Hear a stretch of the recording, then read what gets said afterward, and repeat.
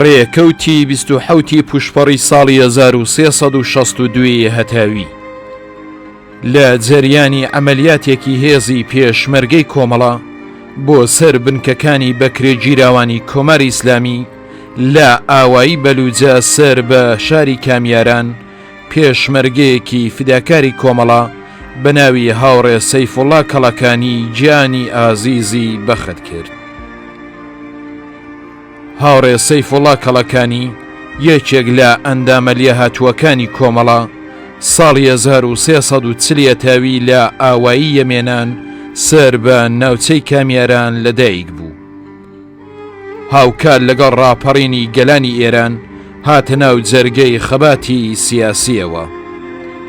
هاوکار لەگەڵ دەستپێکردنی چالاکی ئاشکرای کۆمەڵە پەیوەندی بە کۆمەڵەوە گرت و وەک لایەنگرێکی هەڵسوڕا و دەستی کرد بە کار و چالاکی. ساڵی 1359 تاوی چەکی پێشمەرگایەتی کۆمەڵەی کردەشان. ڕێکەوتی 27 پوشپەڕی ساڵی 1363 هەتاوی پێشمەرگەکانی کۆمەڵە لە ئاوایی ئارمردا سەر بە ناوچەی بانە لەگەڵ بەکرێگیراوانی کۆماری ئیسلامی تووشی شەڕ و پێکدادان هاتن. لە جەریانی ئەم شەڕەدا هاوڕێ ئەسعەد غەمیان ناسراو بە ئارام پێشمەرگەی فداکاری کۆمەڵە گیانی ئازیزی بەخت کرد. هاوڕێ ئەسعەد غەمیان ناسراو بە ئارام ساڵی 1327 تاوی لە یەکێک لە گەڕەکە کۆنەکانی سنا لەدایک بوو. هاوڕێ ئەسعەد دەورانی سەرەتایی و ناوەندی لە سنا خوێند. دوای هێرشی کۆماری ئیسلامی بۆ سەر کوردستان کە ئەو کات کارمەندی بانک بوو پەیوەست بوو بە هێزی پێشمەرگەی کۆمەڵە. لە نێو پێشمەرگەکانی کۆمەڵەدا هاوڕێ ئەسعەد لە ساڵی 1361 تاوی تا 1363 تاوی وەک پێشمەرگەیەکی ئازا و جەسوور ناوبانگی دەرکرد و ناوی لە ناو کۆمەڵانی خەڵکی کوردستاندا دەنگی داوە.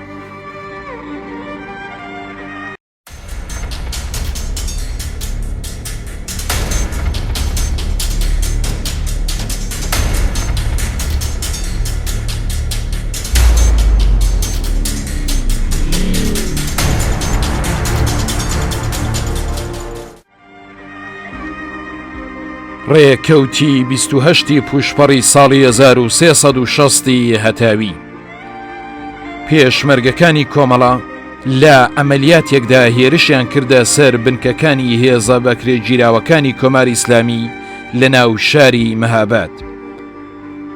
لە جەریانی ئەم ئەمەلیاتەدا پێشمەرگەکان حەماسەیەکی دیکەیان خۆڵقاند.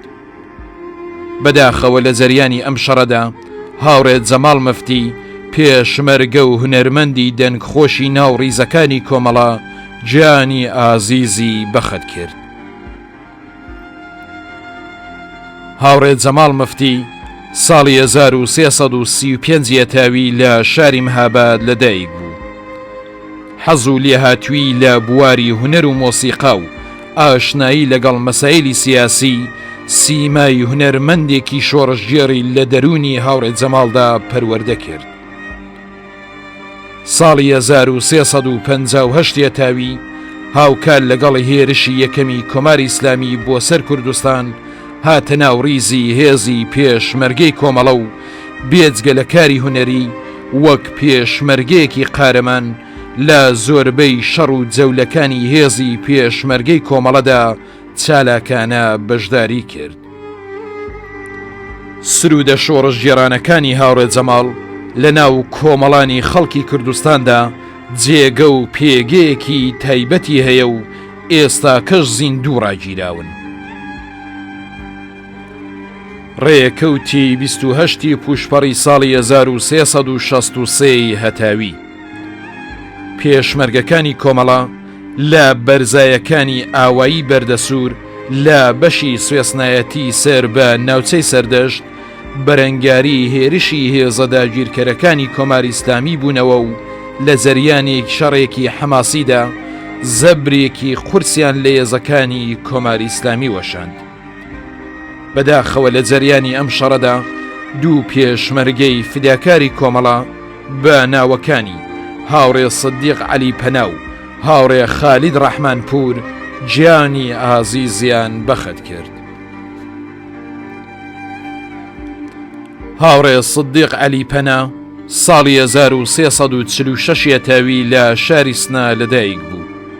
ساڵی 1359 تاوی وەک لایەنگرێکی هەڵسوڕاوی کۆمەڵە لەو شارە درێژەی بە خەبات و هەڵسوڕانی خۆیدا. ساڵی 1361 تاوی بەهۆی شناساییکرانی لەلایەن بەکرێگیراوانی ڕژیمەوە هاتە ناو ڕیزی پێشمەرگەی کۆمەڵە. هاوڕێ سدیق بەهاری ساڵی 1363 تاوی وێڕای هاوڕێیانی پەلی تاڵەسوار بۆ بەڕێوەبردنی مەعموریەتێکی تەشکیلاتی ڕەوانەی ناوچەکانی سەرسنوور کران. هاوڕێ خالید ڕەحمانپور ڕێکەوتی 28 پوشپەڕی ساڵی 1367 هەتاوی. هاوڕێ ڕەحیم هاتفی کادر و ئەندامی لێهاتووی کۆمەڵە لە زیندانی ئەوینی شاری تاران بەدەست جەلادانی کۆماری ئیسلامی تیرباران کرا. هاوڕێ ڕەحیم هاتفی ساڵی 1327 تاوی لە شاری سنا لەدایک بوو. لە زانسکای تاران لەگەڵ مەسایلی سیاسی ئاشنایی پەیدا کرد. ساڵی 1358 تاوی بە نازناوی نهێنی موحسێن هاتە ناو ڕیزی هێزی پێشمەرگەی کۆمەڵە و پاشان وەک تەشکیلات نهێنی درێژەی بە هەڵسوڕانی سیاسی خۆیدا. زستانی ساڵی 1364 تاوی لەلایەن بەکرێگیراوانی ڕژیمەوە دەست بەسەر کرا و ڕەوانەی زیندانی ئەوین کرا.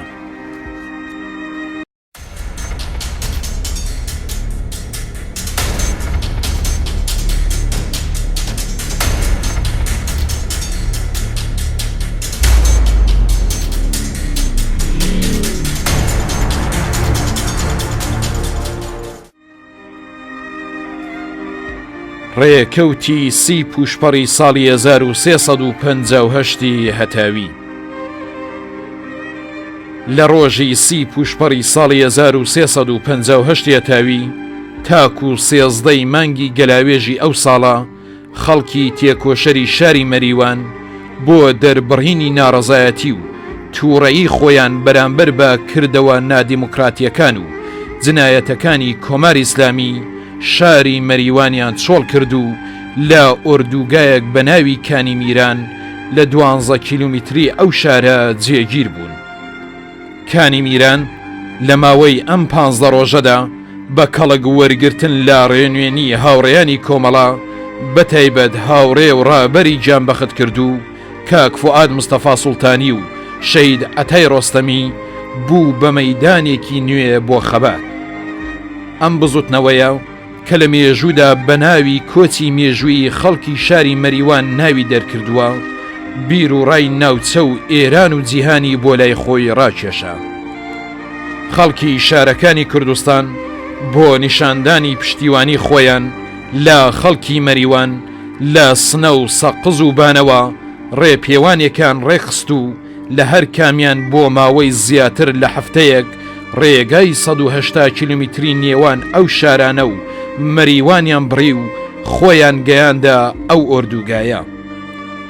ئەم بزوتنەوەیە لە کوردستانی ئازادی ئەو کات بەهۆی بەشداری کۆمەڵانی خەڵک و سیاسەتی زاڵ بەسەریدا بوو بە دەرسێکی پڕبایەغ لە شۆڕشی خەڵکی کورد.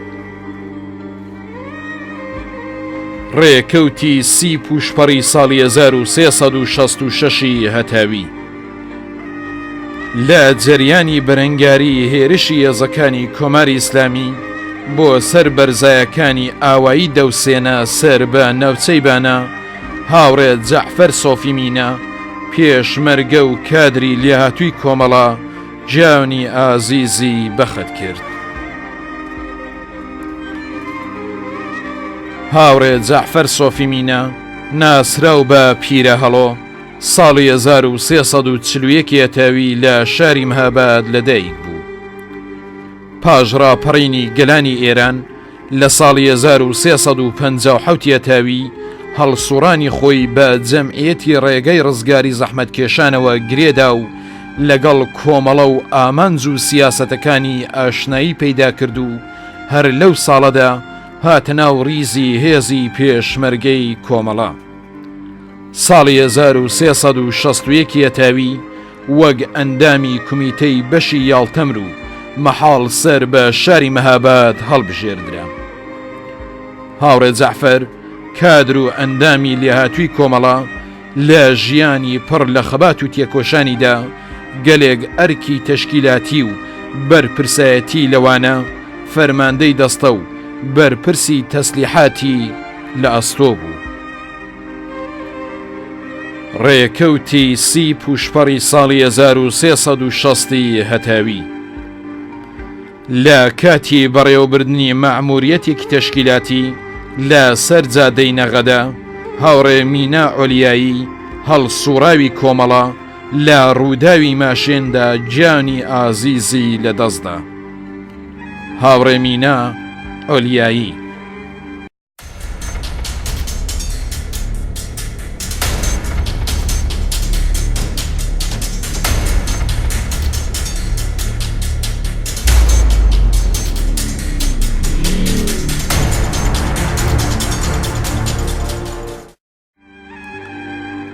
ڕێکەوتی سیویەکی پوشپەڕی ساڵی 1363 هەتاوی هاوڕێ جەلیل دەشتی لە ئاوایی تازاوە هەڵکەوتوو لە بەشی لەیلاخی سەر بە ناوچەی سنا بەدەستی بەکرێ گیراوانی کۆماری ئیسلامیەوە گیانی ئازیزی بەخەت کرد.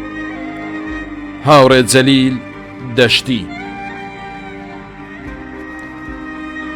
مانگی پوشپەڕی ساڵی 1359 هەتاوی هاوڕێ محەممەد عەزیزی هەڵسوڕاوی شێلگیری خەڵکی شاری شنۆ بەهۆی نەخۆشیەوە ماڵاوایی لە ژیان کرد. هاوڕێ محەممەد عەزیزی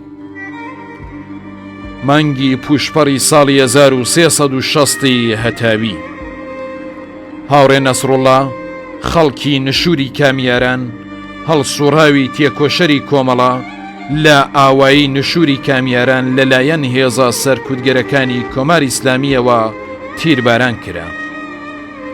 هاوڕێ نەسڕوڵڵا لە نشوری کامیاران لەدایک بوو.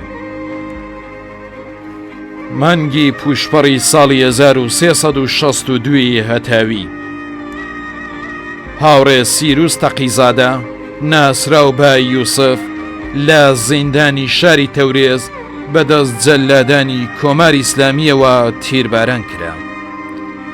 هاوڕێ سیروس تەقیزادە ناسراو بە یوسف ساڵی 1338 هەتاوی لە شاری بناو لەدایک بوو. کۆتاییەکانی ساڵی 1357 هەتاوی دانیشگای بەجێهێشت و گەڕایەوە شاری بناو. ساڵی 1358 هەتاوی هەڵسوڕانی سیاسی خۆی بە کۆمەڵەوە گرێدا و وەک هەڵسوڕاوێک لە بڵاوکردنەوە و ڕاگەیاندنی بڵاوکراوەکانی کۆمەڵە هەوڵی بەرچاویدا. ساڵی 1360 هەتاوی دوای زەربە خواردنی تەشکیلاتی تەورێزی کۆمەڵە لە دامەزراندنی سەر لە نوێی ئەو تەشکیلاتە ئەو پەڕی هەوڵی خۆی خستە گەڕ و لقوپۆی هاویشتە کارخانەکان. مانگی نۆی ساڵی 1361 هەتاوی لەلایەن هێزەکانی جمهوری ئیسلامیەوە دەست بەسەر کرا.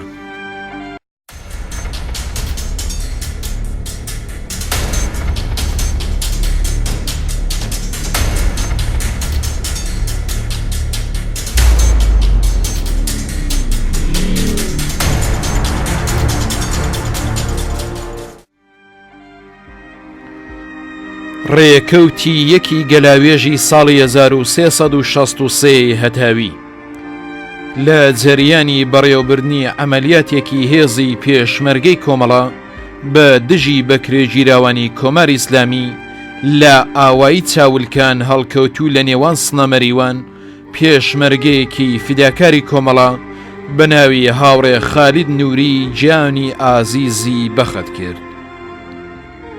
هاوڕێ خالید نووری ساڵی 1341 تاوی لە ئاوایی مامۆخ سەر بە ناوچەی سنا لەدایک بوو تا دەورانی دواناوەندی درێژەی بە خوێندندا. لە مانگی ڕێبەندانی ساڵی 1361 تاوی هاتە ناوڕیزی پێشمەرگەی کۆمەڵە و لە ناوچەی سەردەشت سازماندرا. هاوڕێ خالید جێگری فەرماندەی دەستەیەک لە پێشمەرگەکانی کۆمەڵە بوو. ڕێکەوتی یەکی گەلاوێژی ساڵی 1364 هەتاوی لە جەریانی شەڕی ناوخۆیی لە کوردستانی ڕۆژهەڵات 5 پێشمەرگەی فیداکاری کۆمەڵە بە ناوەکانی هاوڕێ فایق ئیسماعیلی، هاوڕێ بێهزاد مرادوەیسی، هاوڕێ حوسەین تاڵ، هاوڕێ ساڵح ڕەنجبەر و هاوڕێ ئێقباڵ پەروینی لە ئاوایی سێفسەر بە ناوچەی مەریوان گیانی ئازیزیان بەخت کرد. هاوڕێ فایق ئیسماعیلی ناسراو بە مامفایق ساڵی 1338 تاوی لە ئاوایی نۆتشە سەر بە ناوچەی هەورامان لەدایک بوو. ساڵی 1358 تاوی لەگەڵ سیاسەت و ئامانجەکانی کۆمەڵە ئاشنایی پەیدا کرد و ساڵی 1359 تاوی هاتە ناوڕیزی هێزی پێشمەرگەی کۆمەڵە. هاوڕێ فایق ئەندامی کۆمەڵە و بەرپرسی سیاسی پەلێک لە پێشمەرگەکانی کۆمەڵە بوو. هاوڕێ بێهزاد مرادوەیسی ساڵی 1339 تاوی لە شاری سنا لەدایک بوو. پاش ڕاپەڕین لەگەڵ ئامانج و سیاسەتەکانی کۆمەڵە ئاشنایی پەیدا کرد و پەیوەندی بە کۆمەڵەوە گرت و پاش گەڕانەوەی هێزی پێشمەرگەی کۆمەڵە بۆ ناو شار لە کومیتەی دانش ئامۆزیدا درێژەی بە هەڵسوڕانی خۆیدا. هاوڕێ بێزاد یەکێک لە ئەندامە لێهاتووەکانی کۆمەڵە بوو. هاوڕێ حوسەین تاڵ ساڵی 1343 تاوی لە ئاوایی کاڵ سەر بە شاری مەریوان لەدایک بوو. ساڵی 1361 تاوی هاتە ناوڕیزی هێزی پێشمەرگەی کۆمەڵە و لە گوردانی کاکفوئاد سازماندرا. هاوڕێ حوسەین فەرماندەی دەستەیەک لە پێشمەرگەکانی کۆمەڵە بوو. هاوڕێ ساڵح ڕەنجبەر ناسراو بە ساڵح میانە ساڵی 1342 تاوی لە ئاوایی میانە سەر بە ناوچەی مەریوان لەدایک بوو. زستانی ساڵی 1362 تاوی هاتە ناوڕیزی هێزی پێشمەرگەی کۆمەڵە. هاوڕێ ساڵح بەرپرسی تەدارکاتی پەلێک لە پێشمەرگەکانی کۆمەڵە بوو.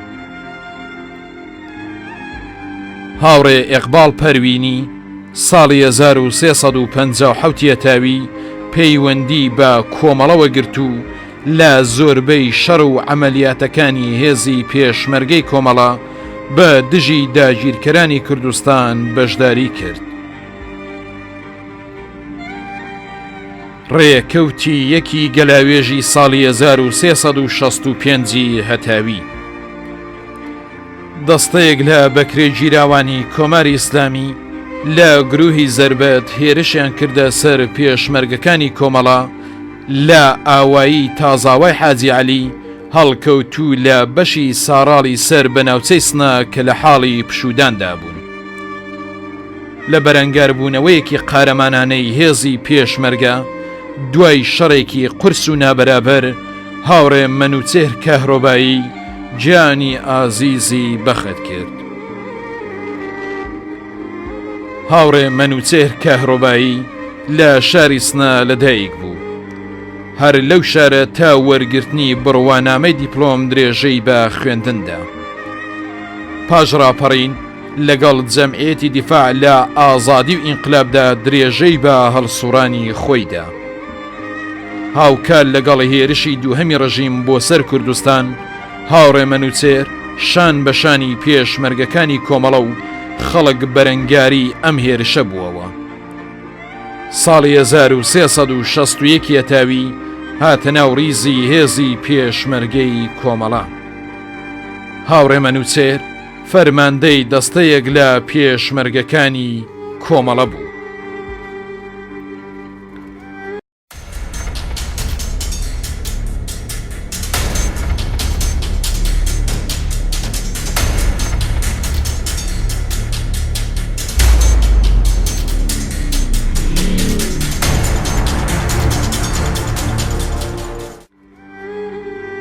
ڕێکەوتی دوی گەلاوێژی ساڵی 1362 هەتاوی. جەلادانی کۆماری ئیسلامی تێکۆشەرێکی کۆمەڵەیان بە ناوی هاوڕێ مێهرداد مینایان لە زیندانی ئەوین تیرباران کرد. هاوڕێ مێهرداد میناییان لە شاری ساری لەدایک بوو. لە شۆڕشی ساڵی 1357 تاویدا هەڵسوڕاوانە بەشداری کرد. لە ماوەیەکی کووردا بوو بە سیمایەکی ناسراوی نێو خوێندکارانی شاری ساری و لە سەرجەمی خۆپیشاندان و ئێحترازەکانی ئەو کاتی خوێندکاراندا بەشداری دەکرد. ساڵی 1360 تاوی پەیوەندی بە تەشکیلاتی کۆمەڵەوە گرت. ساڵی 1361 تاوی لەلایەن هێزەکانی کۆماری ئیسلامی ئێرانەوە دەست بەسەر کرا و خرایە زیندان. ڕێکەوتی دوی گەلاوێژی ساڵی 1362 هەتاوی. جەلادانی کۆماری ئیسلامی لە زیندانی ئەوین سێ تێکۆشەری کۆمەڵەیان بە ناوەکانی هاوڕێ مورتەزا ڕۆحانی، هاوڕێ شەروین ڕۆحانی و هاوڕێ عەلی ئەسکەریان دوای ئەشکەنجە و ئازارێکی زۆر تیرباران کرد. هاوڕێ مورتەزا ڕۆحانی ساڵی 1329 تاوی لە ناوچەی شاری قایمشار لەدایک بوو. ساڵی 1348 تاوی لە زانسکا لەگەڵ مەسائلی سیاسی ئاشنایی پەیدا کرد. ساڵی 1353 تاوی لەلایەن ساواکەوە دەست بەسەر و بۆ ماوەی 2 ساڵ کەوتە زیندان. هاوڕێ شەروین ڕۆحانی لە یەکێک لە ئاوایەکانی قایمشار لەدایک بوو. هاوڕێ عەلی ئەسکەریان لە شاری بابل لەدایک بوو. ساڵی 1357 تاوی پەیوەندی بە تەشکیلاتی کۆمەڵەوە گرت. ڕێکەوتی دوی گەلاوێژی ساڵی 1365 هەتاوی. لە جەریانی شەڕی ناوخۆیی لە کوردستانی ڕۆژهەڵات دوو پێشمەرگەی فیداکاری کۆمەڵە بە ناوەکانی هاوڕێ سولەیمان شوکری و هاوڕێ ماجد غەوسی یورقوڵی لە ئاوایی کەمەرە سیاوە سەر بە ناوچەی سەقز جانی ئازیزیان بەخت کرد. هاوڕێ سولەیمان شوکری ساڵی 1342 تاوی لە ئاوایی دووکچی سەر بە ناوچەی بۆکان لەدایک بوو. پاش ڕاپەڕین لە ڕێگەی هاوڕێی جانبەخت کرد و ئەسعەد حوسێنی لەگەڵ سیاسەت و ئامانجەکانی کۆمەڵە ئاشنایی پەیدا کرد و پاش ماوەیەکی کورت پەیوەندی بە کۆمەڵەوە گرت. پاییزی ساڵی 1361 تاوی هاتە ناو ریزی هێزی پێشمەرگەی کۆمەڵە و لە درێژەی هەڵسوڕانیدا فەرماندەیی نیزامی دەستەیەک لە پێشمەرگەکانی کۆمەڵەی پێسپێردرا. هاوڕێ ماجد غەوسی یۆرقوڵی ناسراو بە عەتا لە ئاوایی خەیێر سەر بە ناوچەی سەقز لەدایک بوو. پاش ڕاپەڕین لەگەڵ سیاسەت و ئامانجەکانی کۆمەڵە ئاشنایی پەیدا کرد و دەستی کرد بە هەڵسوڕان.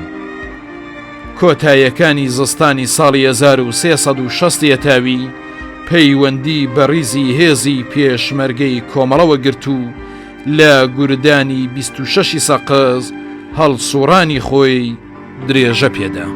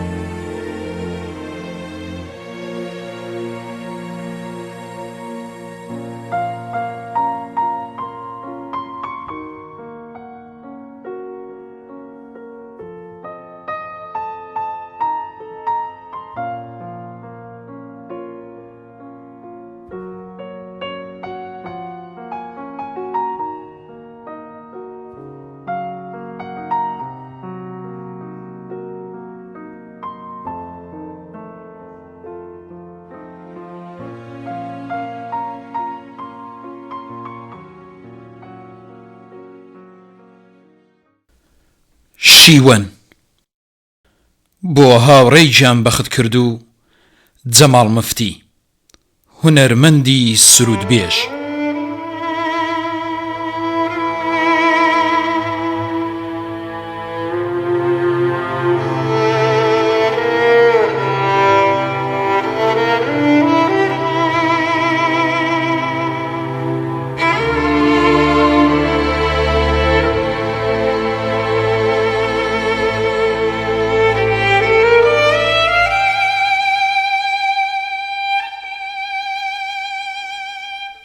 ئەتوانم بڵێم بە چاوم مەگری مەگری، یان بە سابڵاغی قارەمان بڵێم مەگری، یان بە ئێوەی گەلی کوردی ڕۆڵە کوژراو بڵێم مەگری. ئەتوانم تەنانەت بڵێم دایکی شەهید دەبەز بگری، بەڵام چی بکەم لە دڵە دەربەدەرەکەم مناڵە ژیر نابێتەوە، گوێم ناداتێ و بە کوڵ ئەگری. خەڵکی وەرن ئەم شەهیدە ناز بردووە، تەرمی چەکێکی پڕی لەسەر پێ لە تابوتە، تەرمی دڵی دەربەدەری هەمومانە لە تابوتە. وەرن وەرن خوێن بگرین بۆ هاوڕێ جەماڵ، نا هیچ کەس نابێ بگری. سوور پۆشکەن و لەسەر گڵکۆ دەستی هەڵپەرچەی بۆ بگرن. ئاخر ئەم قەرەباڵغیە زەماوەندی هاوڕێ جەماڵە. ئاخر هاوڕێ جەماڵ هەر لە مێژەدا گیرسا بوو، بە دڵی خۆی چەشنی گوڵاڵە سوورە دەور و پشتی ڕوون کرد بوو. دوێنێ شەوێش بڵێ سەی سەند و وەک ئاگر بەر بووە گیانی دوژمنان. بە سرودی ڕێژنەی گولەی کڵاشینکۆف هێرشی کرد، خوێنی خۆی کردە تەوژم و تین بۆ فیشەک. بوو بە کاوە بۆ گەلی کورد، جانی خۆی نایە ناو گولە. با دوور بڕوە، با سنووری ئازادیمان بەرینترکە.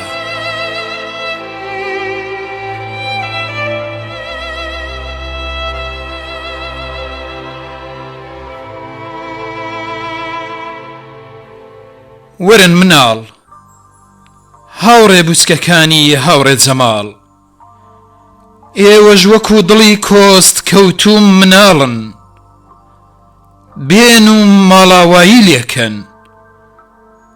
هاوڕێ جەماڵ ئەچێ بۆ سەفەر، ناشیەتەوە، ئاخۆ ئێوە لەگەڵ کێدا سرودی ئەنتەرناسیۆناڵ یا بڕیاری یەکی ئەیار یا مام ڕەحمان و کاکشوان ئەخوێننەوە پاش هاوڕێ جەماڵ.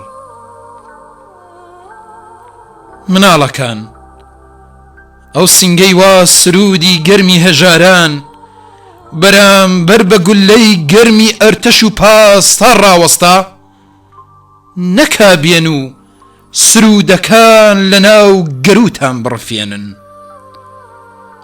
زانیتانە ئاخر سرودی هاوڕێ جەماڵ کام سرود بوو؟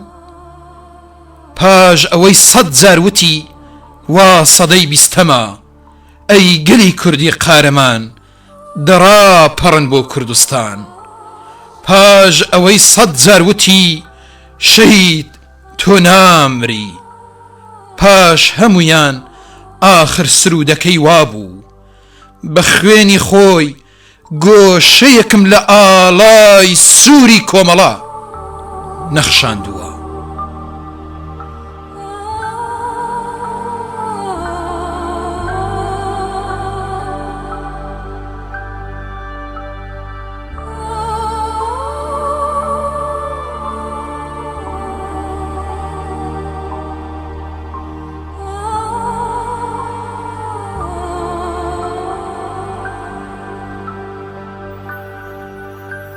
دەسا مەگرین، تەرمم خەنە سەرشانی پان و بەرزی گەلەکەمان، کفنم لە هەور بۆ دروستکەن با ببارێنم، لەگەڵ دوا دڵۆپی باران لەسەر کوردستان تۆوی ئازادی پێشین کەم. گزنگی خۆر ئەخەم لە پەڵکە زێڕینا با کفنەکەمی پێسوورکەم. ئەمجار ئێوەش کفنم کەم بە دەسرەی سووری داوەتتان نەک بە دەیڕەی ئەسرین سڕین. چونکە ئەمن بۆیە مردم هەتا ئێوە ئازاد و سربەخۆ بژین، هەتا ئێوە هەموو ڕۆژێک دەنگی زوڵاڵی سرودتان بێتە ئاسمان، بهاڵێتە دەور و پشتمان، لێمان ببێتە شادی و گۆڤەند، بێمە سەما. چونکە ئەمن بۆیە مردم هەتا ئێوە ئازاد و سربەخۆ بژین، بژین، بژین.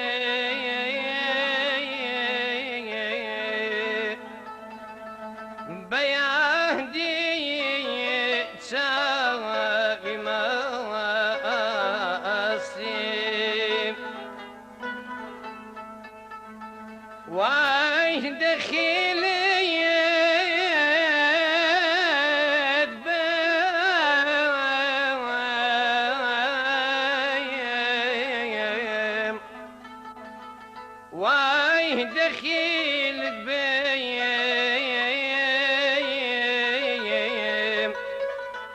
بقر دوش بين زامي